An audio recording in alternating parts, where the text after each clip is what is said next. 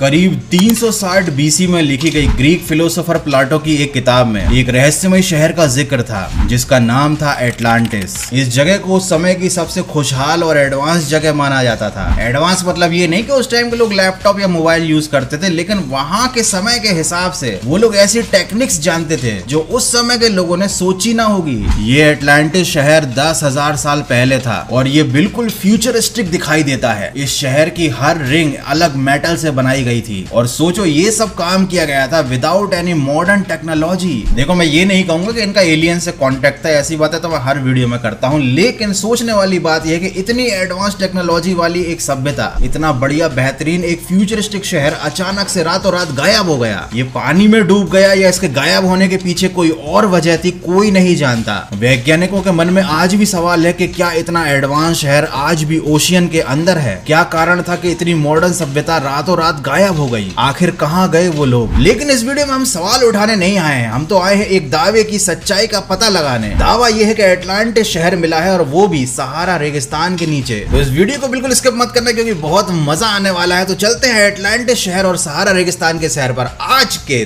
तगड़े वीडियो में।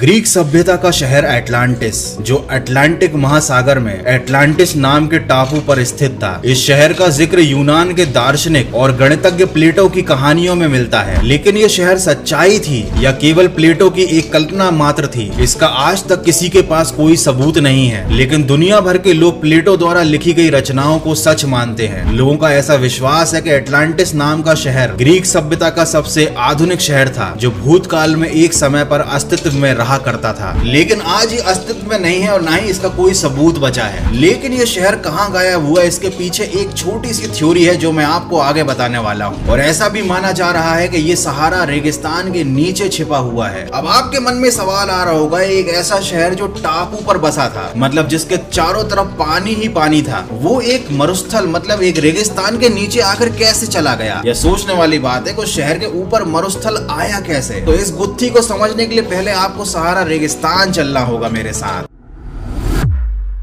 सहारा रेगिस्तान अफ्रीका में है और ये अपने आकार के लिए दुनिया भर में मशहूर है। इसको दुनिया का सबसे बड़ा रेगिस्तान कहा जाता है और यहाँ पर कई पर्यटक रोजाना घूमने आते हैं। ऐसा कहा जाता है कि इस रेगिस्तान के गर्भ में कुछ रहस्यमय दफन है। और इतना ही नहीं, इस रेगिस्तान में मौजूद ये नीली आंखें इसे और भी लोकप्रिय बनाती हैं। लेकिन ये सहारा का रेगिस्तान इतना बेसहारा हमेशा से नहीं था। क्या बोला तूने? मतलब ये हमेशा से रेगिस्तान नहीं था, ये पहले एक बहुत ही हरी भरी भूमि हुआ करती थी। मैं आपको एक छोटा सा कॉन्सेप्ट समझाता हूँ। रेगिस्तान में क्या होता है? रेत ही रेत। और रेत कहाँ पर पाई जाती है? नदी या समुद्र के किनारे। तो इसका मतलब अगर आज किसी जगह पर रेगिस्तान है, बहुत सारी रेत है, इसका मतलब इतिहास में पहले कभी उस जगह बहुत सारा पानी हुआ करता था। इसका मतलब पानी वाली और हरियाली वाली जगह भी रेगिस्तान में कन्वर्ट हो सकती है। हमारे भारत में भी बहुत से ऐसे बड़े बड़े शहर हैं जो आने वाले समय में रेगिस्तान बनने वाले हैं। जैसे कि दिल्ली कुछ सालों बाद रेगिस्तान बन जाएगा। वहाँ पर भूमिगत जल खत्म हो चुका है और ये मैं मन से नहीं बता रहा हूँ, ये मैंने आज ही दैनिक भास्कर में पढ़ा था कि दिल्ली का वाटर लेवल जमीन के अंदर वाला बहुत ज्यादा कम हो चुका है। और इस टॉपिक को लेकर मैंने एक डिटेल में वीडियो भी बनाया है। अगर आप पुराने सब्सक्राइबर होंगे तो आपने वो जरूर देखा होगा। बट अभी हम टॉपिक पर ही रहते हैं। हम बात कर रहे हैं सहारा रेगिस्तान की, जो पहले रेगिस्तान नहीं था, लेकिन जलवायु परिवर्तन के चलते ये आज एक दुनिया का सबसे बड़ा रेगिस्तान है। देखो यार, किसी भी चीज की अगर केयर ना की जाए ना तो वो एक ना एक दिन खराब हो ही जाती है। हरी भरी जगह भी एक दिन मरुस्थल बन जाती है। वैसे ही अगर आप अपने हेयर की केयर नहीं करोगे तो एक दिन ये भी मरुस्थल बन जाएगा। इसीलिए अपने बालों को पोषण देना है बहुत ज्यादा जरूरी और ये काम करता है आपके लिए मैन मैटर्स का हेयर गमीज। इसके एक गमी में है 20x जितना बायोटीन, 20 कैश्यू जितना जिंक, आधा कप कैरेट जितना विटामिन ए और हाफ ऑरेंज जितना विटामिन सी और 20 आलमंड्स जितना विटामिन ई। और इसकी एक गमी हर रोज खाने पर 2 से 3 महीने में ही आपके बाल काले घने और एकदम शाइनी हो जाएंगे, जैसे कि मेरे बाल बाल हैं, और साथ ही साथ ये आपकी हेयर थिनिंग और हेयर फॉलिंग को भी प्रिवेंट करता है। और ये शुगर फ्री, गेलेटिन फ्री होने के साथ साथ 100% वीगन भी है। और अगर आप सोच रहे हो कि भैया इसके कोई साइड इफेक्ट होंगे, तो मैं बता दूं, it has no side effects. Man Matters India का इकलौता डिजिटल हेल्थ क्लिनिक है फॉर मेंस, जो सर्टिफाइड डॉक्टर के द्वारा फ्री में और कॉन्फिडेंशियल कंसल्टेशन प्रोवाइड करता है। और आपके लिए आपके बालों के साथ साथ आपकी स्किन, आपके वेट, आपकी वेल बीइंग, हाइजीन और स्लीप कैटेगरी के भी बहुत सारे प्रोडक्ट्स हैं यहाँ पर, जिसके फायदे आप आज ही मेरे वीडियो के डिस्क्रिप्शन में दी गई लिंक पे जाके उठा सकते हो। So check out Man Matters, link is given in the description.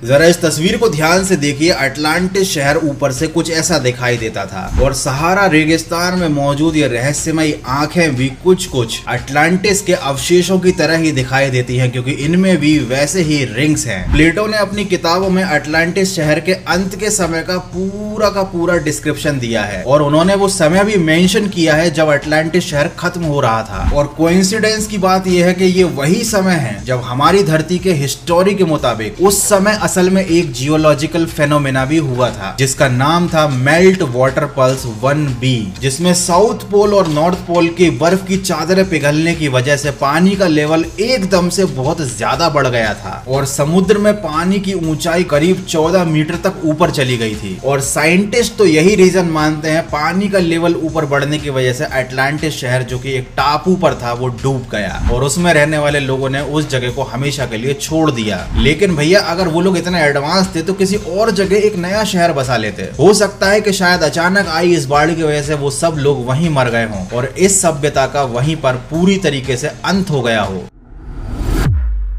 Mythology के मुताबिक आज से लगभग 20 साल पहले ग्रीक के देवता पोसाइडन ने अपनी पत्नी क्लीटो के लिए धरती पर स्वर्ग की स्थापना की थी। मतलब वो अपनी पत्नी से काफी प्रेम करते थे।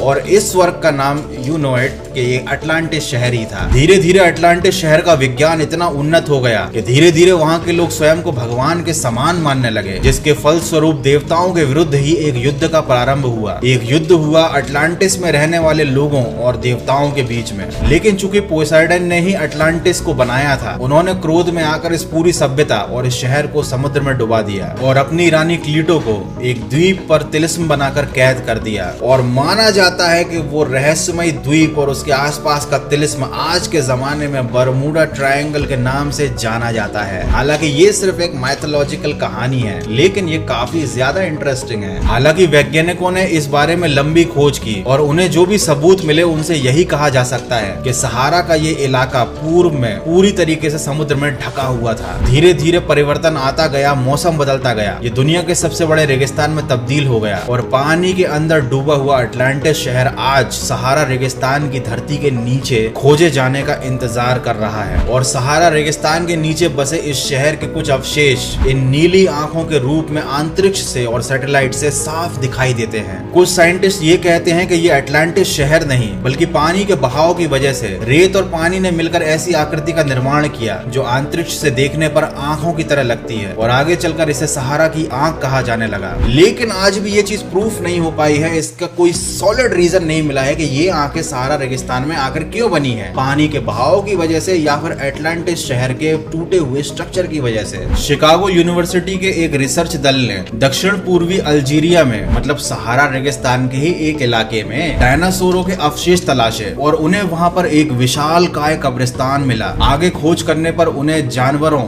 बड़ी मछलियों और मगरमच्छों के भी अवशेष मिले। नेशनल जियोग्राफिक द्वारा प्रकाशित एक रिपोर्ट के मुताबिक सहारा रेगिस्तान के नीचे 2005 और 2006 में 200 इंसानी कब्रों का पता लगाया गया था। इसका मतलब सहारा रेगिस्तान में पहले कभी ह्यूमन या इंसानी सभ्यता निवास करती थी। वहाँ पर ढेर सारा पानी था, तो वहाँ पर समुद्री जानवर भी रहते थे। जो आज जगह वीरान दिखती है, वहाँ पर लोग रहा करते थे। इसका मतलब ये हो सकता है कि अटलांटिस के डूब जाने के बाद वहाँ के लोग आसपास के इलाकों में जाकर रहने लगे हों, और ये इलाका बाद में सहारा रेगिस्तान बन गया हो, जो इंसानों के रहने लायक ही नहीं बचा, और धीरे धीरे करके वहाँ पर रहने वाले सभी लोग मरते गए या उस जगह को छोड़कर हमेशा के लिए कहीं और जाकर चले गए। खैर, सहारा रेगिस्तान के नीचे बहुत सारे राज दफन हैं जिनकी खोजें होना अभी बाकी हैं। क्या पता भविष्य में पूरे के पूरे अटलांटिस शहर की खोज हो जाए और हमको इस बात का भी जवाब मिल जाए कि उस समय में लोगों के पास इतनी एडवांस टेक्नोलॉजी आखिर आई कहां से थी। क्या वाकई में अटलांटिस शहर को देवताओं ने बनाया था और आखिर इतनी महान शक्तियों वाले देवता कौन थे और आज वो कहाँ चले गए? या फिर सहारा रेगिस्तान के नीचे आज भी एक ऐसी सिटी मौजूद है जहाँ पर लोग रहते हैं, जिसके बारे में हमारा मॉडर्न साइंस और हमारे वैज्ञानिक पता नहीं लगा पा रहे। क्योंकि भैया सहारा रेगिस्तान हो या हमारी कोई भी धरती, उसके नीचे कई ऐसे राज दफन होते हैं जिनके बारे में जब बाद में लोगों को पता चलता है तो सबके होश उड़ जाते हैं। भारत में ही देख लीजिए आप, जहाँ पर भी खुदाई होती है पुराने जमाने के मंदिर मिल जाते हैं, भगवानों की मूर्तियां मिल जाती हैं। तो ऐसा जरूरी नहीं है कि जिस जमीन को आप एक नॉर्मल जमीन समझ रहे हो सकता है उसके नीचे एक टाइम की बहुत एडवांस या बहुत ही ज्यादा समृद्ध सभ्यता के अवशेष दफन हो। तो यार बस आज के वीडियो में इतना ही। आई होप कि वीडियो देखने में आपको मजा जरूर आया होगा। हाँ, don't forget to check out Man Matters. बालों का ख्याल रखना। मिलते हैं अगले